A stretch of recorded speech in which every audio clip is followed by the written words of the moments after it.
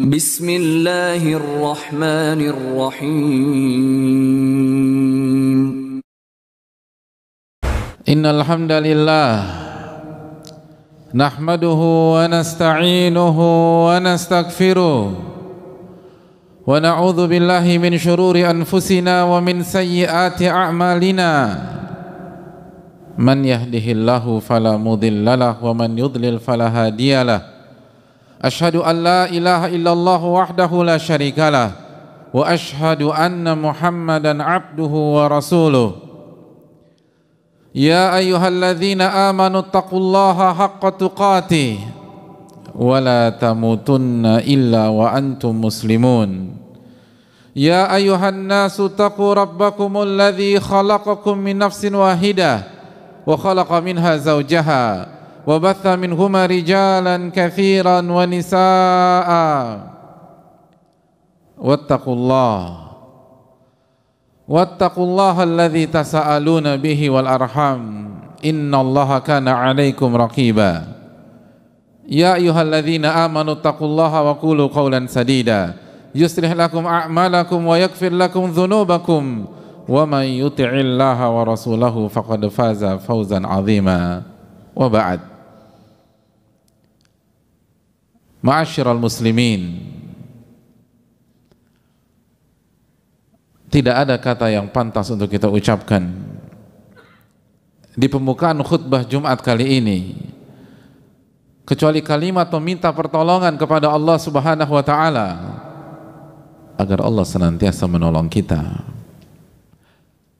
Kalimat pertolongan kepada Allah Subhanahu wa taala agar Allah memberkahi kita, memberikan kita ilmu yang bermanfaat dan memberikan kita ketakwaan di dunia sehingga kita bisa bahagia di dunia maupun di akhirat. Sebagaimana marilah kita membuka khutbah singkat ini dengan memuji dan memuja Allah Subhanahu wa taala atas segala nikmat yang Allah berikan kepada kita. Nikmat yang kita tidak mungkin bisa hitung, tidak bisa kita kalkulasikan. Wa in ta'uddu ni'matallahi la tuhsuha. Dan apabila kalian ingin menghitung-hitung nikmat Allah, kalian tidak akan bisa menghitungnya. Ayat ini berlaku dalam kondisi normal maupun dalam kondisi pandemi. Wa in ta'uddu ni'matallahi la tuhsuha. Dan jika kalian ingin menghitung nikmat Allah, kalian tidak akan bisa menghitungnya. Oleh karena itu bersyukurlah kepada Allah Subhanahu wa taala. Karena bagi yang bersyukur, dia akan mendapatkan janji Allah Subhanahu wa taala, la azidannakum, aku akan tambah nikmat tersebut. Namun bagi yang melupakan nikmat tersebut dan lupa bersyukur kepada Allah Subhanahu wa taala, maka ia mendapatkan ancaman, inna adzabi lasyadid, ketahuilah azabku sangat pedih. Ma'asyiral muslimin yang semoga Allah muliakan, sebagaimana marilah kita mengucapkan salawat dan salam kepada junjungan kita, Nabi kita, Rasul kita, Sayyidina Muhammadin sallallahu alaihi wasallam beserta para keluarga, para sahabat dan orang-orang yang istiqomah berjalan di bawah naungan sunnah beliau sampai hari kiamat kelak. Ma'asyiral muslimin yang semoga Allah muliakan, dalam kondisi pada hari-hari ini semua sepakat kondisi ini tidak mudah bagi kita, dan bagi banyak orang semakin memburuk dan semakin memburuk.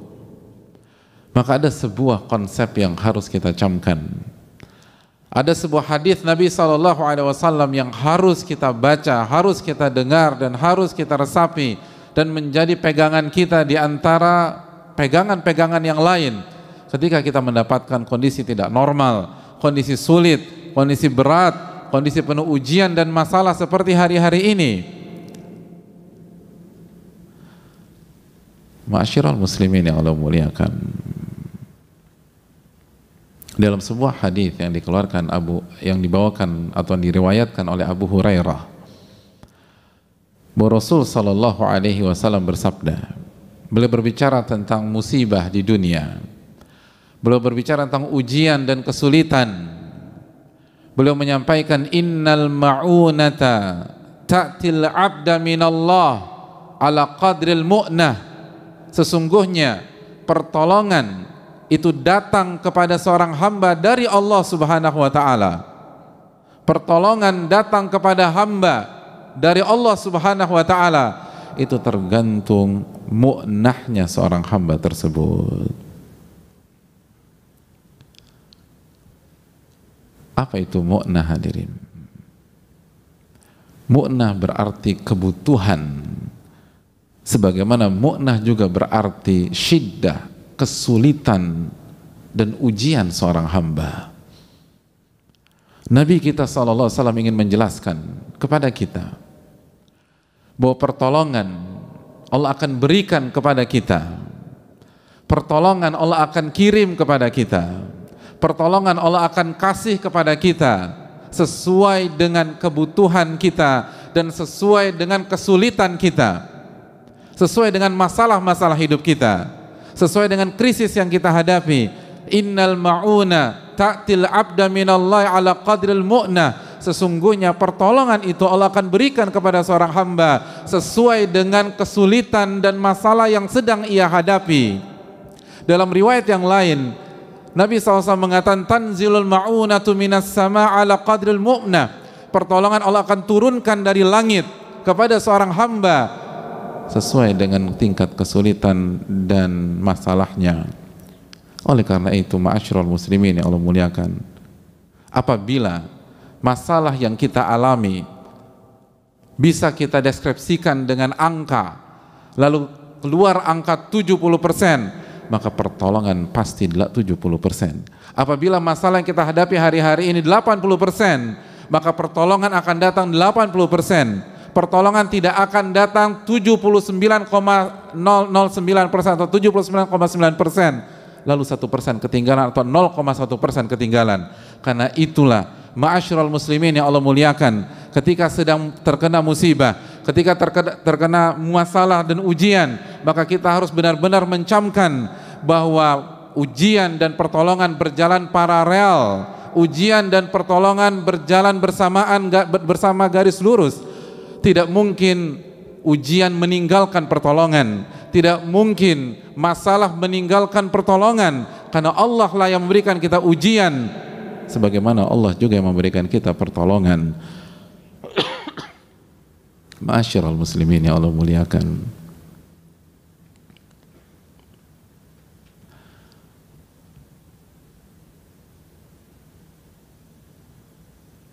intinya adalah kemana iman terhadap hadis ini, kemana keyakinan kita. Karena hadis ini hanya untuk orang-orang yang percaya kepada Allah dan Rasulnya. Hadis ini hanya untuk orang-orang yang punya keyakinan kepada Rabbnya. Allah Subhanahu wa taala berfirman dalam hadis qudsi, ana inda dhanni abdi bi, in khairan fa khairun wa in syarran fa syarr. Aku tergantung prasangka hambaku terhadap diriku, aku tergantung keyakinan hambaku terhadap diriku. Kalau keyakinan dan prasangkanya baik, maka akan baik yang akan terjadi. Apabila kita yakin pertolongan itu akan datang, maka Allah akan datangkan pertolongan. Dan sebaliknya, wa in syarran fasyarr, kalau ternyata kita suudzon kepada Allah, buruk sangka kepada Allah, pesimis ketika menghadapi hari-hari ini, maka yang akan datang adalah masalah berikutnya dan tidak ada solusi sama sekali. Wa in syarran fasyarr, kalau buruk sangka, maka yang terjadi adalah keburukan.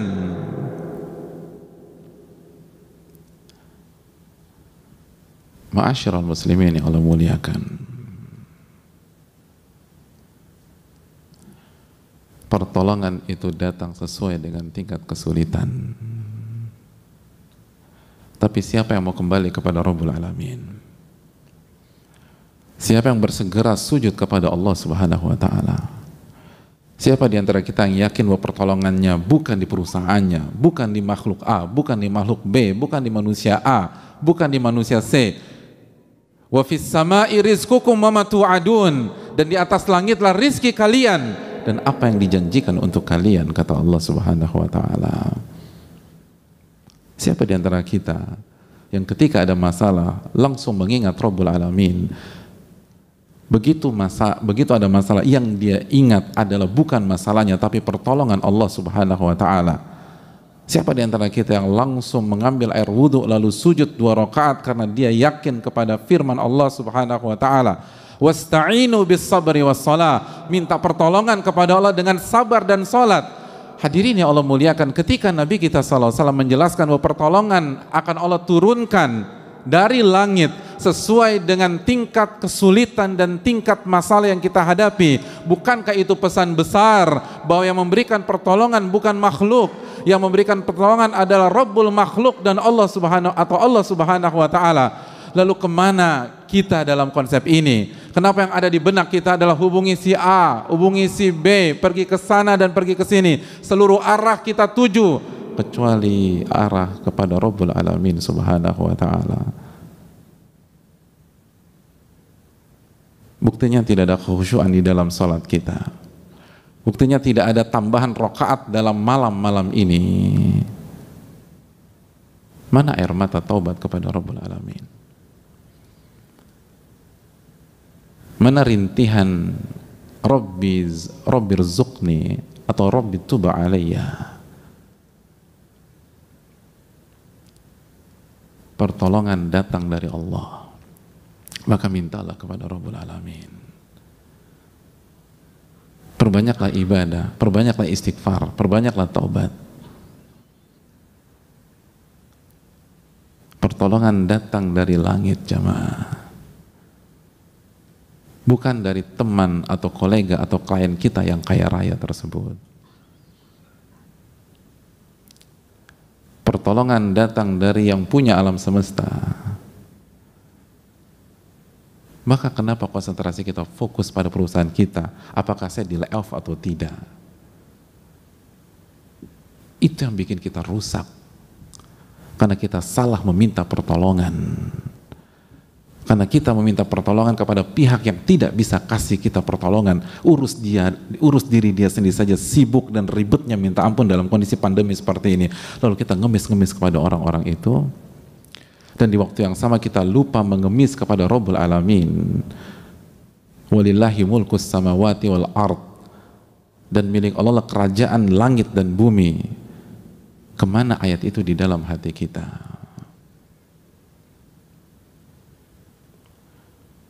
Hadirin yang Allah muliakan, hidup dan ujian tidak bisa dipisahkan. Kalau Allah tidak uji kita dengan pandemi, Allah akan uji kita dengan varian ujian yang lain. Allah Subhanahu wa taala berfirman dalam Al-Baqarah, am hasibtum an tadkhulul jannata wa lamma ya'tikum mathalul ladzina khalau min qablikum. Apakah kalian berpikir Anda akan masuk surga? Apakah kalian berpikir kalian akan masuk surga dan kalian belum mengalami ujian-ujian yang dialami oleh umat-umat sebelum kalian? Masathumul ba'sa wa dharra wa zulzilu. Mereka digoncang, mereka mendapatkan kesulitan, kesengsaraan, dan mereka digoncang-goncang, zulzilu. Mereka mengalami ujian seperti mengalami gempa bumi dalam kehidupan mereka, zulzilu. Digoncang di atas ke bawah, kanan kiri, digoncang-goncang oleh Allah. Sampai Rasul pada saat itu dan orang-orang beriman bertanya kepada diri mereka, mata nasrullah, kapan pertolongan Allah itu datang? Lalu Allah merespon, Allah inna nasrallahi qarib. Ketahuilah pertolongan Allah itu dekat. Pertolongan Allah itu dekat. Namun kita terburu-buru. Nabi SAW mengatakan, walakinnakum qaumun tasta'jilun. Kama qala. Nabi SAW bersabda, tapi kalian adalah kaum yang selalu ingin terburu-buru. Ibadah nggak ditingkatkan, tapi ingin keluar dari masalah tersebut. Para ulama mengatakan, Anda ingin sukses, tapi Anda tidak melewati dan menapaki jalan kesuksesan. Inna safinata lam tajri alal yabas. Perahu itu tidak berjalan di atas daratan. Pertolongan datang dari Allah. Itu sabda Nabi kita SAW jika kita masih percaya dengan Nabi kita. Itu sabda Nabi kita SAW yang Allah firmankan dalam surat An-Najm ayat 3, wa ma yantiqu 'anil hawa in huwa illa wahyun yuha. Nabi tidak berbicara dengan hawa nafsunya, tapi wahyu yang Allah wahyukan kepada beliau. Dan di antara wahyu tersebut, pertolongan didatangkan dan diturunkan sesuai dengan tingkat kesulitan. Tingkat kesulitan 70%, pertolongan 70%. Tingkat kesulitan 80%, pertolongan 80%. Tingkat kesulitan 90%, pertolongan 90%. Tingkat kesulitan 99%, pertolongan datang 99%.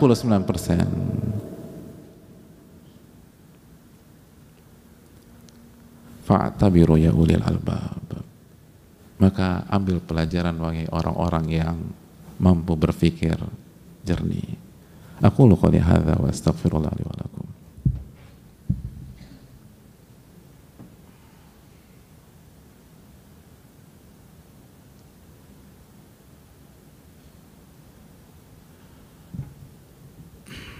Alhamdulillahi hamdan katsiran thayyiban mubarakan fihi kama yuhibbu rabbuna wa yarda, wa salatu wassalamu ala nabina Muhammadin wa ala alihi wa sahbihi ajma'in. Ma'asyiral muslimin yang Allah muliakan, hadis di atas belum selesai, hadis di atas belum berakhir, karena mungkin ada di antara kita yang bertanya, bukankah pertolongan seringkali tidak datang bersamaan dengan datangnya masalah dan ujian?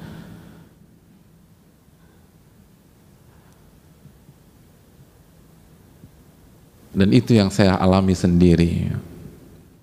Ma'asyiral muslimin, Nabi SAW melanjutkan hadisnya dengan mengatakan, wa anna sabra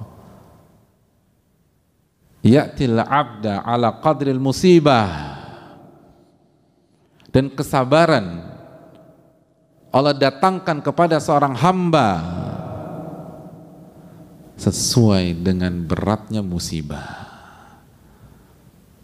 Betul, masalah datang di bulan Januari misalnya, atau di bulan Februari, atau di bulan Maret, lalu sampai sekarang pertolongan yang clear itu belum terlihat, tapi Allah memberikan solusi. Allah berikan kesabaran yang membuat kita bisa menjalani hari-hari berat tersebut sampai benar-benar semuanya diselesaikan oleh Allah Subhanahu wa Ta'ala. Dan kesabaran yang Allah berikan sesuai dengan beratnya musibah yang kita rasakan. Kesabaran yang Allah berikan sesuai dengan rasa sakit yang kita rasakan. Kesabaran yang Allah berikan sesuai dengan kekuatan yang kita butuhkan. Wa anna sabara ya'til abda ala qadril musibah. Sabar akan didatangkan kepada hamba sesuai dengan beratnya musibah. Ini menunjukkan bahwa tidak ada alasan dan tidak ada pintu masuk untuk pesimistis. Tidak ada alasan dan tidak ada pintu masuk untuk lemah, untuk galau, untuk putus asa, karena semua diberikan oleh Allah Subhanahu wa Ta'ala. Dan diberikan, bahasanya itu dikasih, datang dari langit. Maka tidak ada alasan untuk tidak pede dengan diri kita sendiri.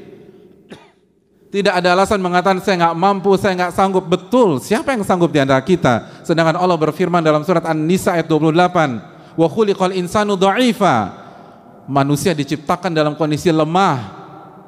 Tapi yang perlu kita ingat, ini diberikan oleh Allah Subhanahu wa Ta'ala. Ini bukan tentang kekuatan kita, tapi pertolongan yang Allah diberikan kepada kita. Ini bukan tentang kemampuan sabar yang lahir dari dalam diri kita semata, tapi kemampuan sabar yang Allah berikan kepada kita. Maka tidak ada alasan membuka pintu kepada syaitan sehingga syaitan melemahkan kita, merasa kita lemah, merasa kita down, merasa kita nggak mampu menghadapi ini semua. Karena ini bukan tentang kemampuan kita. Kita memang lemah, itu sudah confirm dari Allah Subhanahu wa Ta'ala. Tapi kita dikasih kekuatan untuk sabar dari Allah Subhanahu wa Ta'ala. Dan Allah nggak mungkin bohong, Allah nggak mungkin keliru, Allah tidak mungkin mempermainkan kita.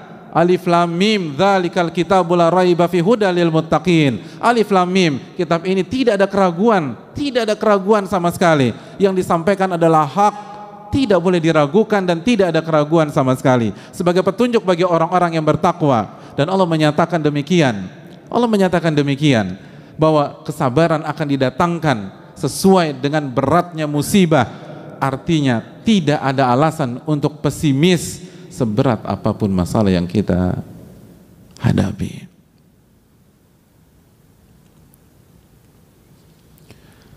Dan jangan pernah buka pintu kepada syaitan. Jangan pernah buka pintu kepada syaitan. Karena seluruh pesimisme itu datang dari syaitan. Allah berfirman tentang syaitan di dalam Al-Baqarah ayat 268. Asy-syaitanu ya'idukumul faqra wa ya'murukum bil fahsya. Syaitan selalu menjanjikan kalian kefakiran dan terus kefakiran. Lalu dia akan mengajak Anda melakukan kekejian. Semua pesimis, semua kelemahan, semua keputusasaan itu datang dari syaitan. Makanya ketika salah satu ulama terbaik dunia pada hari ini, Syekh Muhammad bin Muhammad Mukhtar Shinkiti, ditanya tentang masalah ini, beliau katakan seluruh pesimisme, seluruh rasa lemah, seluruh ketidakpercayaan diri, seluruh pertanyaan dalam diri kita, bisakah saya melampaui ini semua? Bisakah saya menghadapi ini semua? Itu dari syaitan, dari syaitan, dari syaitan. Separah apapun kondisi kita, walaupun itu gara-gara ulah kita, walaupun itu gara-gara dosa-dosa kita, karena bisa jadi kita mengatakan, tapi Pak Ustadz, ya, saya terjatuh ke dalam jurang ini karena dosa-dosa saya sendiri, karena kesalahan fatal yang saya lakukan, karena maksiat. Betul, memang betul maksiat akan menjerumuskan kita, tapi apakah itu kartu mati? Tapi apakah itu membuat kita putus asa? Makanya jamaah sekalian, di dalam ayat di atas Al-Baqarah 268 ada kelanjutannya. Setelah Allah mengatakan syaitan membuat engkau merasa fakir terus dan menjanjikan kefakiran dan terus kefakiran, Allah lanjutkan, wallahu ya'idukum magfiratan minhu wa fadla, dan Allah menjanjikan ampunan darinya dan karunia darinya. Itu menunjukkan kalaupun kita dapat masalah karena kesalahan kita sendiri, jangan pernah putus asa, jangan pernah pesimis, karena Allah menawarkan ampunan buat kalian. Yang menawarkan pintu buntu atau jalan buntu hanya syaitan, hanya syaitan. Dan Rabb kita yang mengatakan hanya syaitan. Rabb kita menawarkan ampunan dan karunia. Maka jalan mana yang akan kita pilih? Mana ucapan mana yang kita percaya? Bisikan-bisikan mana yang kita ikuti?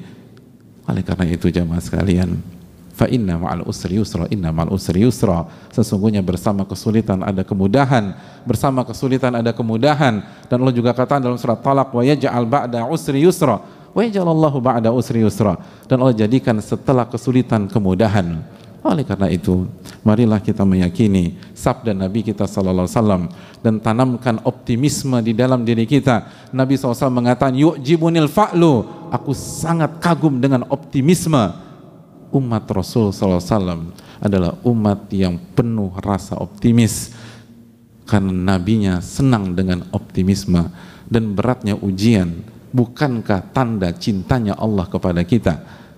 Bukankah cintanya Allah kepada kita ditunjukkan dengan Allah menguji kita? Innallaha idza ahabba qauman ibtalahum. Allah itu kalau cinta kepada seorang hamba atau sebuah kaum, Allah akan uji kaum dan hamba tersebut.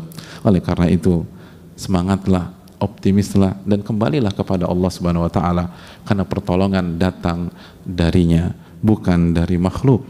Dan hendaknya kita perbaiki sholat kita, puasa kita, zikir kita, doa-doa kita, dan jaga hubungan kita dengan Allah, dan katakan tidak pada maksiat walaupun kondisi memang tidak mudah dan cukup sulit, karena sekali lagi maksiat yang akan menghancurkan kebahagiaan kita di dunia dan di akhirat.